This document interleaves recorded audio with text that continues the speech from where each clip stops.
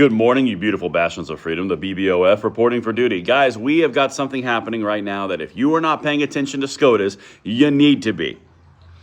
We are looking at the precipice of a conservative control in Congress, in the House, for the next 20, 30, 50 years.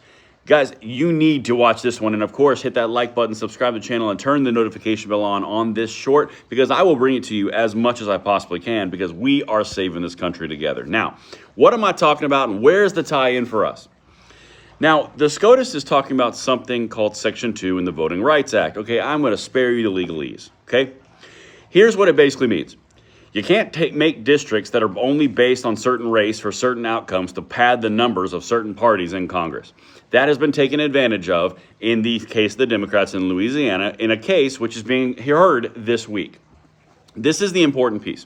If this gets struck down and everything is built in by the states, and you can no longer favor certain demographics over others for a predetermined outcome, you are going to lose 19 Democrat seats in the House. Now, why is that significant?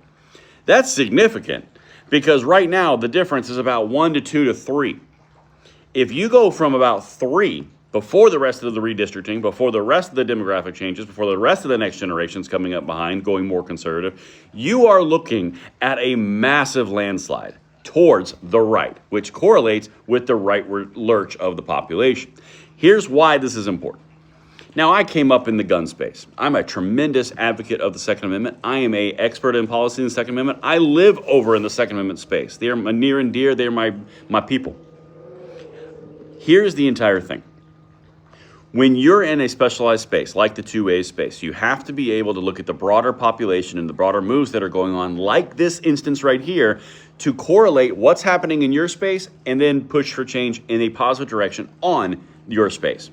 So you have to look macro, and you have to tie in the macro to your micro environment, and then you win collectively. So what does this translate out to? There's a lot of frustration right now, and has been for a while, and Republicans not being Second Amendment advocates or not being 2A enough. Now, the Republicans would say, well, it's a touchy issue and we're so close, we can't really do much. If we remove that for you, you go 19, 20, 23, now you're talking about, well, now you don't have a lot of an excuse. Now you can push and lean a lot more on Republicans to do the things that you need for the 2A. You make the change macro, which is happening, which is why we're focusing on these things on my channel. You look at micro, which is where we get all the things that we want to reestablish where we should be with the micro, like the Second Amendment or the freedom of speech or the country itself, and we tie it all together and we win in perpetuity. Let me know what you guys think. See you on the next one.